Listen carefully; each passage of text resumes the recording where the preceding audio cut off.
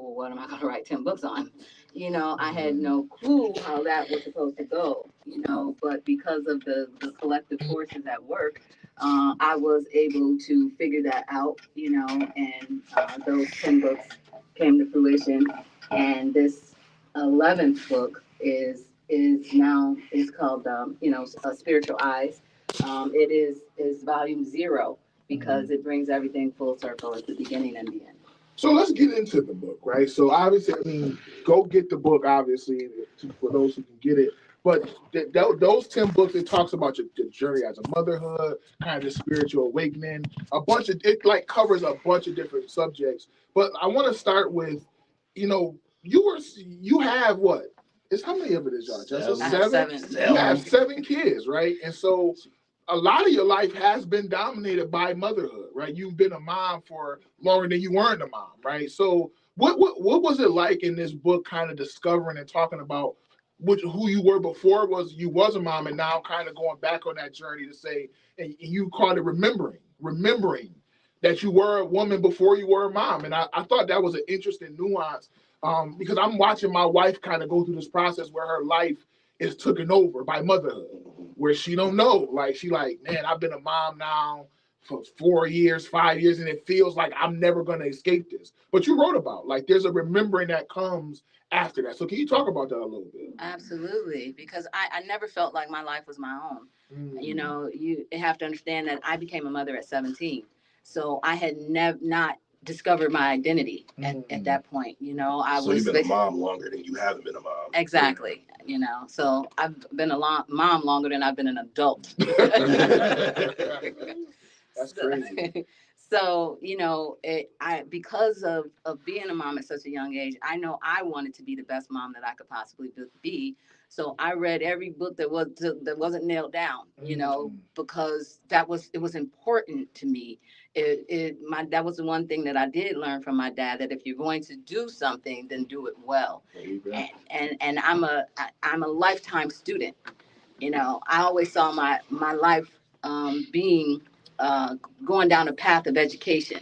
I always said, to my dad that I would be a lifetime student. I was going to go to college forever until they wouldn't have me anymore. And it's funny because my path, being a mother at 17, it wouldn't allow me to go to college, the traditional way. Yeah. So I became a student of life.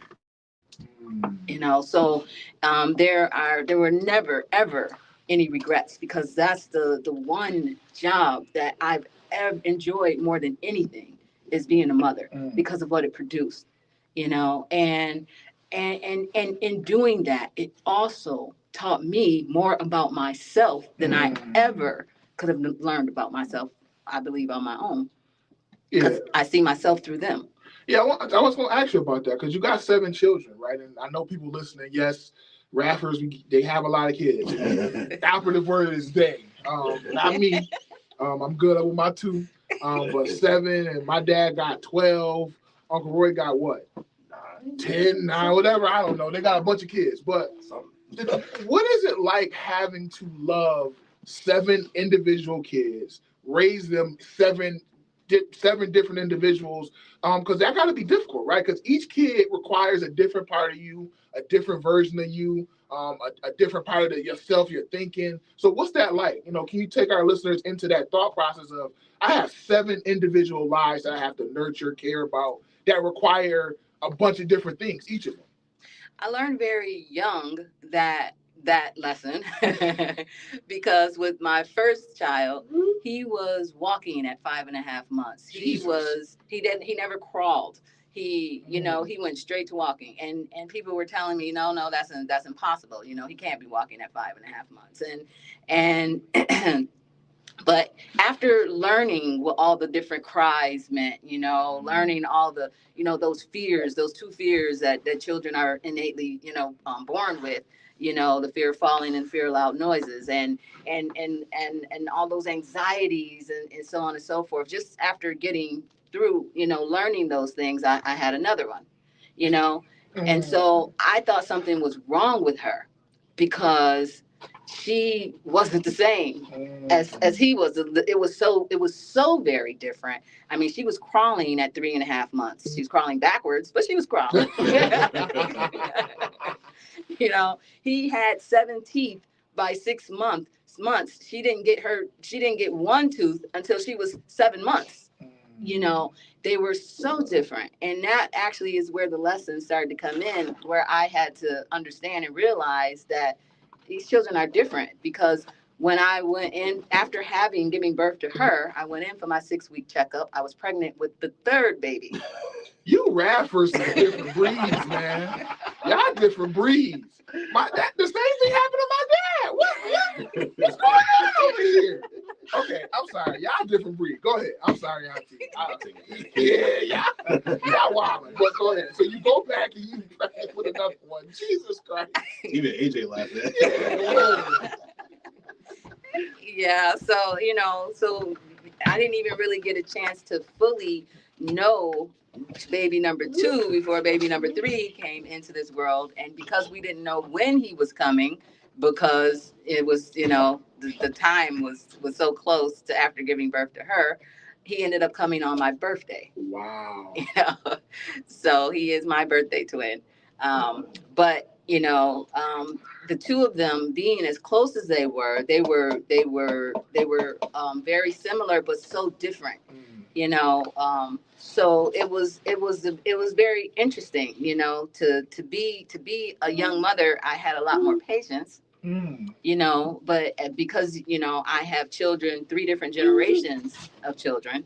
So I have my 80s children, my 90s children, and my 2000s For reference, she also has a child born in 2010. Yes, Jesus. So it's 25-year span from oldest to youngest, and so I have a 40-year-old and a 15-year-old. So let me ask you, because this is always interesting, and I really like that you say remembering. There's a remembering that takes place, because there are things you just innately have, right? Do you believe that the version of you your younger children got was a better version? Do you think it was a more refined version? Because I'm always interested talking to parents who have sets like that, right?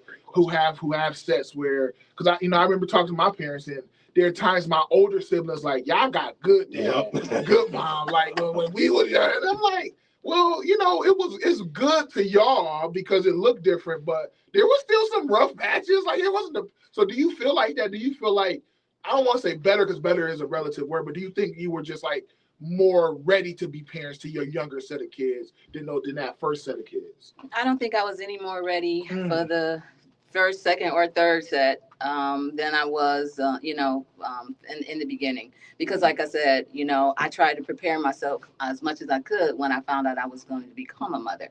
So I was probably more book smart with the first set, because but I learned the experience. The experience helped me going down the line, but each generation of children was very different. So it was like starting all over again. So each set, you can't say that each of them got the mother that was designed for them in that time. That's deep. So what are some things about motherhood that you don't think people often talk about, right? Because even in looking at it, like I'm, from the outside looking in, motherhood seems a certain way, it looks a certain way. And it's glamorized sometimes. Sometimes it feels draining. But what are those parts of motherhood from your perspective that we should look at more? We should talk about more, that in your journey you've seen that is not a lot of emphasis put on, but that we should put an emphasis on it. The fact that I don't think anyone realizes how often motherhood expects you to outgrow yourself and then deal with the fallout from everyone else, because you're not the same person anymore that you used to be. Almost kind of like what you talked about, how your siblings think that y'all got the better version, or and the same thing in motherhood. Being the And I'm not saying, there obviously are fathers who are the same thing would apply. But in motherhood, because we the hands-on day-to-day and learning each and every child, for who they are individually, you're constantly growing, and so you're becoming a different person, and but yet people are still expecting you to be the same. So I think that's the thing that we. So, but what is that like, right? Because even it's not just people expecting you to be saying your kids, right? The ones who love you. Yeah, you're the ones who are close to you, the ones who love you, who see you going through that, and it's almost like there's no sensitivity to like, well, mom go through stuff too, right? Because I think sometimes as kids we do put that superhero mindset on our parents where like they don't go through nothing or they don't feel nothing. So what is it like to have to handle that, right? While you're trying to be the best mother you can be, you're trying to be the best person you can be, but you have 7 different people pulling at you, wanting a certain version of you, and that's not to include your other family outside of that group. What is that like having to handle all of that? It's hard. Really? But when you reflect back on it, it is so rewarding because when you are in the midst of something, we see the Zoom version of it, but when you pan out and you look at the bigger picture, and you see you see the collective at work. You see that you were never in it alone. It was never just you. um, so I think it's important at that point for us to take ourselves out of the Zoom lens and to pan out. So when you titled the book Spiritual Eyes, but the subtitle is The Collective Soul Awakens, right? What does that mean? What does the collective soul awakening mean? Because the one thing that, again, I always felt like I was a single parent of 7 children. So I always felt like I was in it alone, and but what I realized when panning out, when looking at the bigger picture, I was never alone. It was the collective forces at work. When I look back at so many things that have happened to me in my life, and I always thought it was something else. I always gave the credit to guardian angels or the unknown, so to speak. One of the things that I talk about in the book is a situation that happened to me when I was pregnant with baby number 7, and I was on Park Ridge and East Amherst, and the light had turned green before I got to the light. So I'm going through the light, and another car was running the red light, and all I knew is that my car, it went around that car. It went around that car, and I got past it, and there was no accident. I pulled over, because I couldn't get myself together because my life literally flashed in front of before my eyes, and I was like, guardian angels was at work, but as I continue to grow and mature and learn, being choosing to be a lifelong student, I understood that it was collective forces. Now, when I view the collective forces, I see it as past, present, and future all coming together in order to make things happen. You said something earlier that I kind of want to get to. You talked about how in your later stage you had the book smarts because you had all this information, but we know that only goes so far, right? Book smarts, when it comes to practicality, is 2 different things, right? And so talk about that. Like, what was it like, having those moments where you might have the knowledge on what to do, but now you dealing with it and it feels like, man, the walls is caving in, or I'm about to be broken, or things are happening to me that I can't control, and now I have to do something about that. What was those moments like where now it came from off the paper, where it was like, I got all the information, I got all the knowledge, but now I feel broken, or I feel like I can't do it, or I feel like I can't move on. What was it like? What lessons did you learn in those moments that allowed you to get to this place that you're at today? It taught me to be still. Because an incident, like I was very much a helicopter parent in my early days, and so what ended up happening is that all my children ended up being taken away from me, and which I couldn't understand. To me, I was a great mother, and But it came a point where I had to show and prove, what that meant. Yeah. You can have all the words, Yep. but it comes a time where you have to show and prove. And in that moment, and when I was hysterical, screaming and hollering and crying, like, why is this happening to me? What was, right in the midst of that, I heard such a very, very powerful but gentle voice that just simply told me to be still, you know? And I instantly, I stopped crying. I felt my whole spirit felt like everything was going to be okay. And I knew that. And in that time frame, I was able to forgive everyone who took part in everything happening, because I understood that everything happened for a reason. And when my children came back to me, I stopped taking them for granted. I stopped being controlling. I allowed them to be who they needed to be. And I accepted that. Without question. Yeah. So let's tell some books now, because the story is captivating. Talk about where can people buy the book? Where can people get the book? Because it's 10 books, right? And you wrote 11 books. Wrote each book is about one child, right? Like, did you break down the series, right? Like 10 books so people can know, and then let's sell some books. Okay, so the first book, as you can give the title of the book, and then I'll tell about the book. How about that? That way, I'll incorporate. This is number 4. So middle child. I got the best of both worlds. All right. Reflections through 7 souls. So Reflections through 7 souls is book 1, and that's basically about my journey. So, and along with the 7 kids, along with my 7 kids. Book 2, Beyond the Womb. Beyond the Womb is about me learning to become woman again, after the children. The first sound? The first sound is soul number 1. That is my eldest child. He spent 17 years in prison. So this is about his journey. She never said it, but she knew. She never said it, but she knew was about soul number 2. That's my eldest daughter, who became a mother at 15. My mirror, my undoing. My mirror, my undoing is baby number 3. That's soul 3.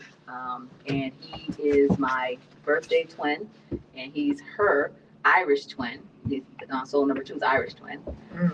They're born the same year. Yep. Not the same year, but they were born 10 and a half months apart. 10 months apart. Y'all rappers. The weight of standing tall. The weight of standing tall is that's a good title. That's a big dude over Hey, right?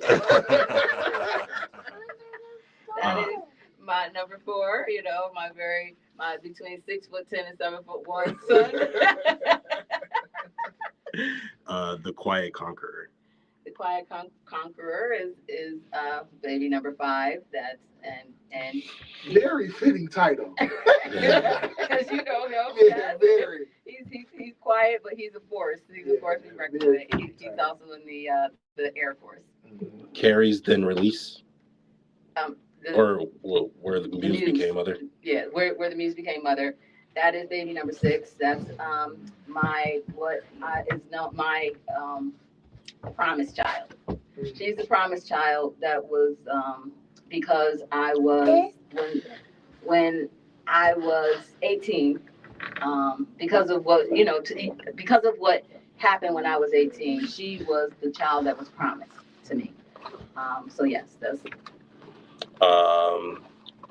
The Veil and the Vessel. Veil and the Vessel is baby number 7. She was born in the sack. She was she was born. It was called in the pulp. When she was born in the sack and had to be ripped out of the sack at birth. So go ahead. And then carried and released, which is the final book, is a book about an abortion that I had when I was 18, and because of how we grew up, in church, I very much wasn't a person who thought that would ever happen to me. But it was prophesied to me. I had a premonition about it when I was 12.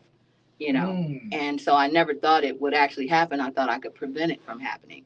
But in trying to prevent it, I caused it to happen. So tell us where they can buy it. Where can people get books? How can people get books? How can people contact you if they want to interview you? Just let's sell some books. Amazon.com. And the name of the series is The Awakening Series by Ananta.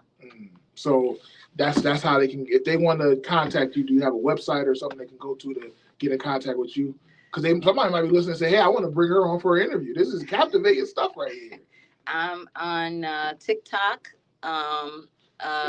Ananta Awakens on Facebook, on Instagram, Ananta Awakens. Are you doing a book release for this, or this is just all organic? Just tell people to get it. I am working on the book release. Okay, well, make sure when you get the book release information, you come back and tell us because we want to make sure we support you. And those out there, again, go to Amazon.com. It's called. Say it again. Spiritual Eyes. The Awakening. The Awakening series. You and go. Not only that, but anybody watching this right now, currently online, I will link and put the link in the description for you guys to check it out. Perfect. And text me the link so I can send it out too. Gotcha. So, Auntie, anything you want to say before we go? See, I told you that 30 minutes wasn't gonna last that long. You were so nervous. Yeah, it's over. It's great. Yeah, it's over now. Anything you want to say before you go? I just want to thank you so much for having me on. I appreciate what you're doing. So. Yeah, I just want to say you and my dad, y'all sound alike, y'all talk alike, and when you did like 2 looks, and I was like, dang, she a rapper. Wait a minute, they gonna come out. Yep. Thank you, Auntie. Thank you, Cuz, for sitting in. Yes, and please, when that book release comes, please let us know. All right. Okay, thank you. All right, thanks, Auntie. All right, thank you all those out there for listening. As we transition, I want to just set some context. So obviously, a couple of weeks ago,